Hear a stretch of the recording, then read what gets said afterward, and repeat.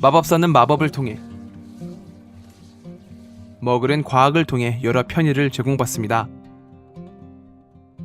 그리고 이 두 세계는 국제 비밀법령에 의해 분리되면서 서로의 교류가 없는 특이한 구조를 가지고 있는데요. 그런데 이 마법 사회에서 여러 머글 문명들을 볼 수 있습니다. 물론 대부분 주문이 걸려 있어 일부 기계적 능력을 벗어나는 모습을 보여주긴 하지만 어디까지나 원천은 머글에게서 유래됐죠. 여기서 궁금해지는 것은 머글 문명에 관심이 없는 마법사의 모습 때문입니다.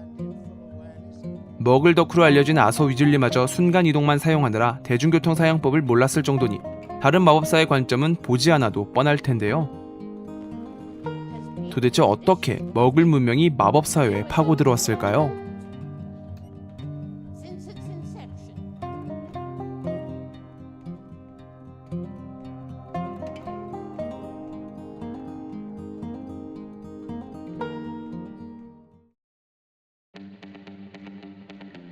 가장 먼저 알아볼 머글 문명은 호그와트 급행열차입니다.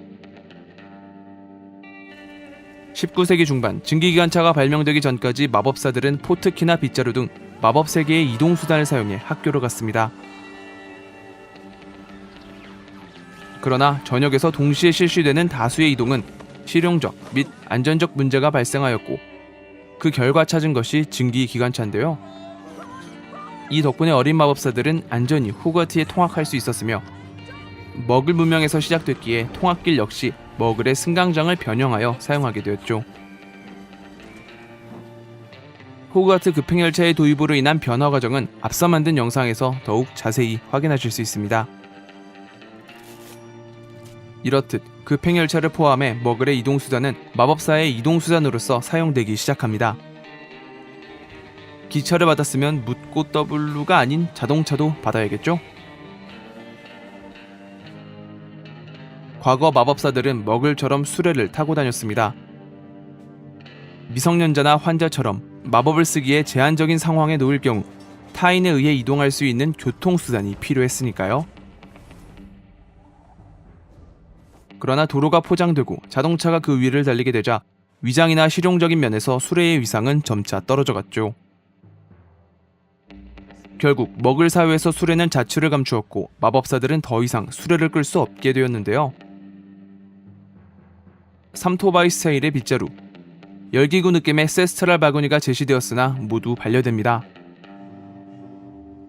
마침내 1865년 맥페일 마법부 장관에 의해 머글버스가 도입되면서 구조버스라는 이름으로 운영되기 시작하는데요. 여기서 구조버스는 한글로 번역되는 과정에서 붙은 것이며 원문으로는 나이트버스인데 Welcome to the night bus. 이는 야간버스이자 동음 이유어로서 약한 자를 지켜주는 기사와 같다고 하여 붙여진 이름이라 합니다. 그 외에도 마법부는 공식적으로 자동차를 보유하고 있습니다. 특별 경호 대상으로서 해리를 이송시키기 위해 사용된 적이 있는데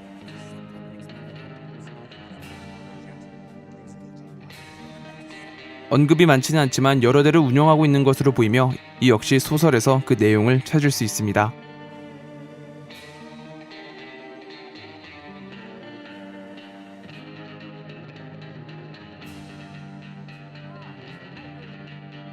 마법사의 전통적인 복장은 뾰족한 모자, 녹색, 보라색, 검은색 등이 포함된 고전적인 양식입니다. 하지만 옷 역시 머글의 의류산업 발달로 차이가 발생하게 되자 국제 비밀법령에서 복장에 대한 지침을 발표하게 되는데요. 공식 사이트에 작성된 지침에 따르면 마법사의 옷은 기후와 유행에 맞는 표준 머글 복장을 권장하고 있습니다.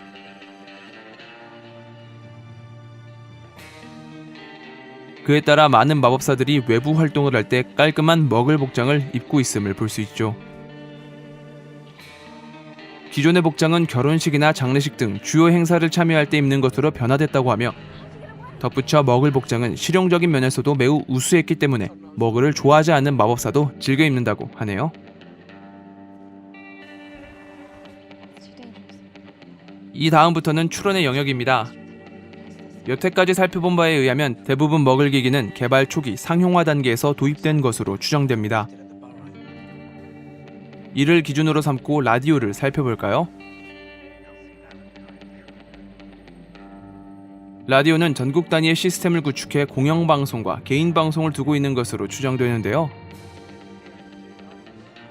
이는 죽음을 먹는 자들로 인해 영국 마법부가 장악된 상황에 방송된 포터워치로 찾을 수 있습니다.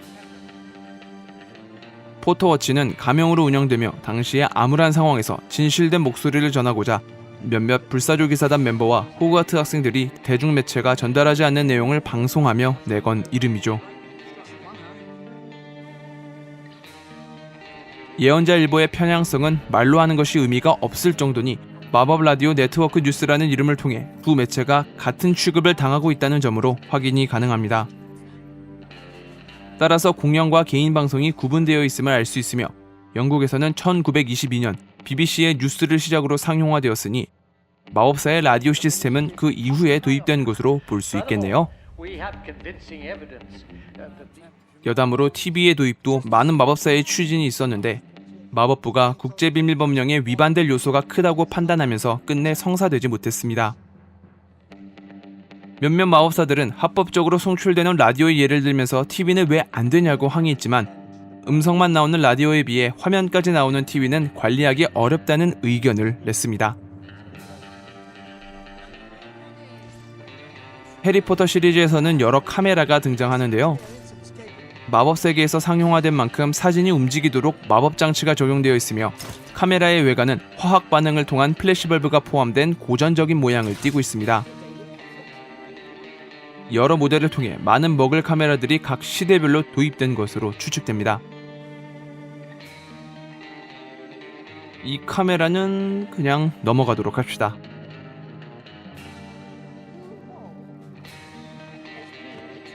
소설에서는 언급되지 않지만 영화에서 전축이 등장합니다. 1920년대 길버트사에서 발매한 게이샤라는 브랜드를 소품으로 사용하면서 일부 개조하였다고 하는데요. 고전미를 탑재한 사회답게 클래식이 흘러나오지만 마법 사회에는 밴드도 있으니 다양한 장르가 있음을 생각해 볼 수 있겠습니다. 어디서나 음악은 국가가 허용한 유일한 마약일지도 모르겠습니다. 마지막으로 청소기입니다. 사실 청소기는 마법 사회에서 그리 대중적인 기기는 아닙니다. 왜냐, 그닥 필요성을 느끼지 못하기 때문이죠. 다만 마법부 복도를 돌아다니는 모습을 볼 수 있어서 넓은 공간에 한정하여 사용되는 것으로 추측됩니다. 복잡하고 청소기가 닿지 않는 곳은 집 요정이 담당하고 있으니까요. 이는 1950년대 후버 진공청소기 부품을 결합하여 만들었다고 합니다. 그러니까 실제로 개발되지 않는 모양의 청소기라고 할 수 있죠. 이쯤 되면 왜 전화기, 휴대폰이 도입되지 않는 게 궁금해질 지경인데요. 마법사는 전화를 사용하지 않습니다. 론이 프리베가에 있는 해리에게 걸었던 통화가 이를 보여주는데 그들은 소통의 방법으로 부엉이를 보내기에 몰래 통신망을 설치하고 서버를 구축하는 건 어려웠겠죠? 네, 물론 그것은 아니고 마법사 외에도 통신 네트워크는 설치되어 있는데요. 다만 통화를 위한 네트워크는 아닌 것으로 보입니다. 많은 마법사들은 문화적인 차이로 머글 기계를 꺼립니다. 마법을 할 수 있는 것이 많기 때문에 복잡한 기계보다 편하고 쉽게 할 수 있다는 자부심을 가지고 있죠. 일일이 정리하는 것과 지팡이를 휙 휘둘러서 원래의 위치로 되돌리는 것과의 차이랄까요? 허나 마법사회도 결국엔 지구촌 사람이니 방방곡곡에 퍼져 있는 머글 사회의 이점을 도입한 것은 그리 이상하진 않습니다.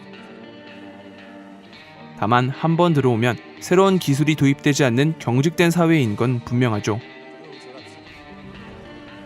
영화를 보면서 소설을 읽으면서 또 어떤 기술들이 도입되어 있는지 눈여겨보는 것도 마법 세계관을 즐기는 재미 중 하나라고 생각되네요. 제가 준비한 영상은 여기까지입니다. 좋아요와 구독 버튼 눌러주시면 영상을 만드는데 큰 힘을 받을 수 있습니다. 그럼 저는 더욱 재밌는 영상으로 다시 찾아뵐게요. 감사합니다.